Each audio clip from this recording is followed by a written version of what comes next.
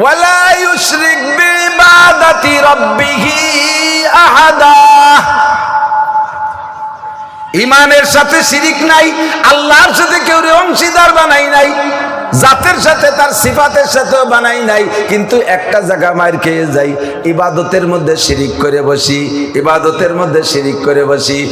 বুঝতে পারি না, টের পাইনি, শৈল কিন্তু তো ফিস করে ডুয়ে যায়। কেমন ভালো কাজ করিয়া মানুষের কাছে প্রশংসা পাওয়ার লোভ, বোঝে নাই? প্রত্যেক ইবাদত করে আল্লাহর কাছে থেকে প্রতিদান পাওয়ার লোভের চাইতে মানুষের কাছে প্রশংসা পাওয়ার লোভ যদি মানুষের না করে, এরপরে নিজে বলা শুরু করে দেয়। মানুষে কোক যে হ্যাঁ কাকা আপনি মসজিদ করেছেন, আপনি মাদ্রাসা করেছেন, গাংনি মাদ্রাসার মসজিদ, আপনি মাদ্রাসা, আপনি এত সুন্দর মাঠ আপনি করেছেন, কাকারে কাকা হ্যাঁ আরো কিছুদিন হায়াত থাকলে দেখিস কি করেছে, খালি বলে। আর যদি কেউ না কয়, এরপরে মাইক ধরে নিজে বলে আমি এটা করেছি, ওটা করেছি, সেটা করেছি, দেখেছো আর কে করেছে, সামনে আমার আল্লাহ যদি বাঁচা রাখে, তোমরা যদি সুযোগ দাও তাহলে আগামীতে আরো করব, এভাবে রাস্তাঘাটে খাল বানাই দেবো, 12 মাস কাল নৌকো বেয়ে বেড়াবা, আসমান ভেঙে জমিনি না বাবু, লাঠির মধ্যে মুগুর ভরবো। কেউ কয় না, তা কি বেঁচে দাইবে, নিজে নিজে কয়। নিজের প্রশংসা নিজে শিখাই দেওয়া আর নিজের প্রশংসা নিজে করার অধিকার একমাত্র কার? আল্লাহ পাক প্রশংসায় খুশি হয়, বান্দা প্রশংসা করলে আল্লাহ খুশি হয়। তো বান্দা কি কয় না কয়, এই জন্য আল্লাহ প্রশংসা শিখাই দিয়েছে। তোমরা বলো আলহামদুলিল্লাহি রাব্বিল আলামিন। আল্লাহ প্রশংসা শিখাই দিয়েছে। তোরা কোশ লেখা এগুলো ক, আল্লাহ কয় এইভাবে প্রশংসা কর। প্রশংসা শিখাই দিয়ে প্রশংসা আদায় করে নেওয়া, এটা একমাত্র আল্লাহর অধিকার। মানুষে কোনো ইবাদত করে কাহারো কাছ থেকে প্রশংসার প্রত্যাশা করা, এটাই হলো শিরিক ফিল ইবাদত। টুপি বড় রে মাথায় দিতে সুন্দর করে, মনে মনে কয় যে কেউ বলুক যে হ্যাঁ কাকা দারুণ টুপি, পাগড়ি মাথায় যে খুঁটি খুঁটি জাকি মারে, কয় কেউ বলুক হ্যাঁ মনে হয় চর মনে গেছে। এই যে এত বড় যুব্য গাইতে, আবার তসবি, হ্যাঁ কথা না বলি, তসবি বলে, তসবি সুবহানাল্লাহ আলহামদুলিল্লাহ আল্লাহু আকবার, তসবি না? এ ভর্তি আমার এই মালা লাগে, এ মালা দিয়ে দরকার কি? মালা না চায়া সুবহানাল্লাহ সুবহানাল্লাহ, তার মানে সবাই দেখে আমি পড়তেছি। কোনো বক্তা স্টেজে বলছে তসবি না চায়া অস করে, এ ওয়াজের মধ্যে তসবি লাগে কোন সাগে? কথা বলে শান্তি বেড়ে, তো তসবি না চাও কে? বেটাকে দেখাও যে আমি তসবি করি, এটা শিরিক ফিল ইবাদত। শিরিক ফিল ইবাদত। চা খাচ্ছে, গল্প করতেছে, আবার কটকট করে দানা ভর্তি তালে আছে ওইদিক, কই যে তুই কথা কও, আবার চা কথা ওদিক সরে, কয় কলব জারি হয়ে গেছে, জারির বেটা জারি, কলব জারি হয়ে গেছে। শিরিক ফিল ইবাদত। আপনি তো আগে নামাজ পড়তেন না, এখন তুই ভালোই নামাজ পড়েন, কি ওরব বিটি গে জ্বালায় তার কাজা নাই। তাহলে এই যে নামাজ পড়তেছে, এটা আল্লাহর জ্বালায় না বিটিকে জ্বালায়? এটা শিরিক ফিল ইবাদত। আপনি তো আগে দাড়ি রাখতেন না, ভালোই বড় দাড়ি, কি ওরব বুড়ো কালে দাড়ি না রাখলি মানসি কি কয়? তাহলে এই দাড়ি কি আল্লাহর জন্য না মানসি কি কয় ঠেয়ানোর জন্য? এর নাম শিরিক ফিল ইবাদত। 5,000 টাকা দিয়ে আমার নামে মারহাবা বলো, 10,000 টাকা দিয়ে আমার নামে মারহাবা বলো, মসজিদের সব করে দিতে পারি, নেম প্লেট আমার আর আমার আব্বার নামে হবে, মাদ্রাসার ভবন একটা করে দিতে পারি, আমাকে কবে বেটার নাম হবে, এ সব শিরিক ফিল ইবাদত। এই ছোট শৈল ইন্দির লাগিয়ে রয়েছে, আমারও আপনাকে খেপাচ্ছি তা না, আমারও। আমি লাখ লাখ টাকা খরচ করলাম, কেউ যদি একটু না কয় বাল ঠেয় না, এই বাল ঠেয় না, এই বালো ঠেয়াতির জন্য যা করছি না সব শেষ। এই ইন্দুর 3 নম্বর ইন্দুর, বড় ইন্দুর হচ্ছে শৈল ইন্দুর বেকায়দা।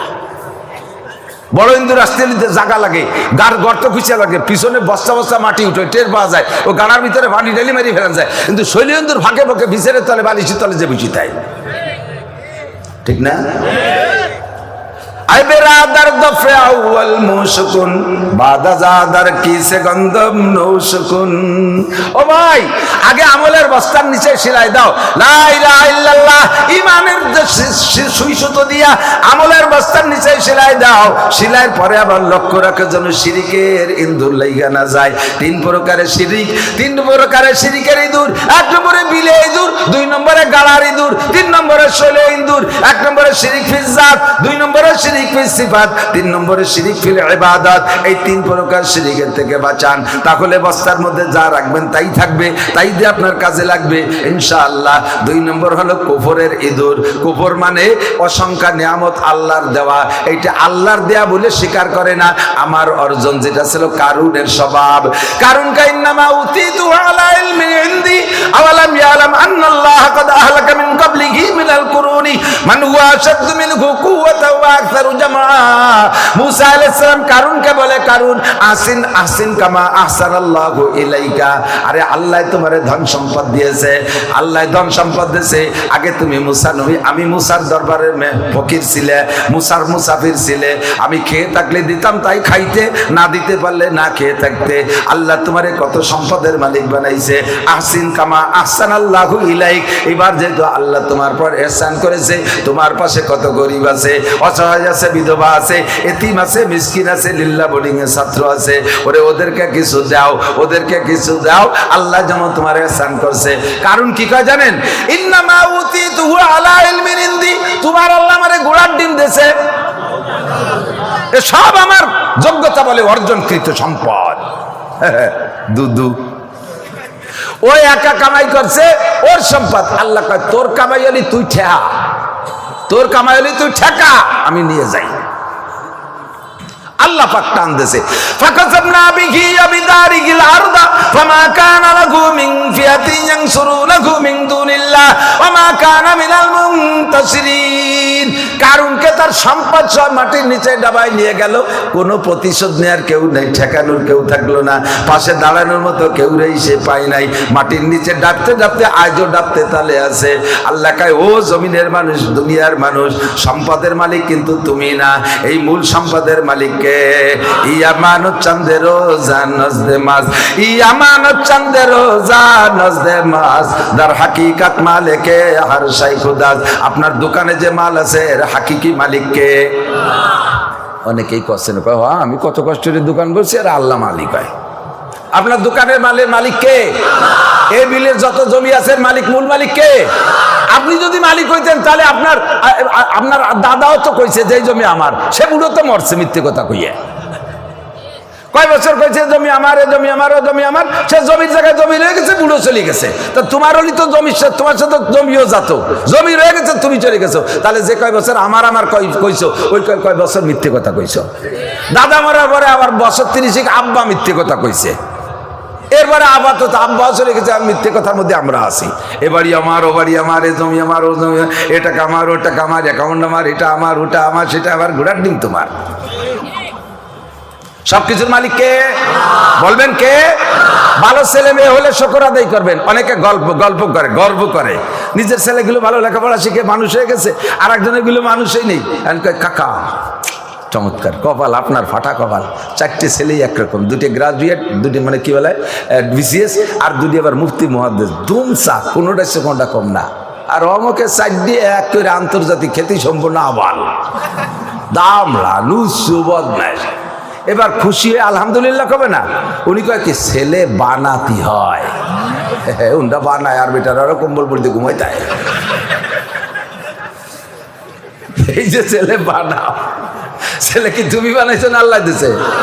তুমি এত বড় মারো, আরো পরে 5টা মাই হলো, কেউ কাটার ছেলে বানাইতিয়া। তাহলে এ জায়গা আমি যে পারি, আমি এই করি, এই কলি হলে কুফরি গুনাহ হয়। সবকিছুর মালিককে শুকর আদায়। টিবলে ভালো পানি, আপনার টিবলে পানি কেমন? না না, ছাগলের সেনার মতো। আপনারটাকে 1 নম্বর ডিস্টিল ওঠার গল্পকার। আরে মিয়া, টিবলের পানি বানাতে হয়, ওনটা রাতভর পানি বানায়, দিনভর পানি বানায়, আর বেটারা ছাগলের মুদ বানায়। তোমার টিবলে পয়সা খরচ করতে কয় টাকা খরচ করছেন? 22,000 টাকা। আর আমার দাদি 30,000 টাকা খরচ করলাম। তো পয়সাই যদি পানি হয়, তো আমার ডয় না কে? তাহলে পয়সায় পানি হয় না, আপনাদের পানি ভালো দিছে কে? এরকম 2-1টা বললাম আর কি, সব ক্ষেত্রে বলবেন।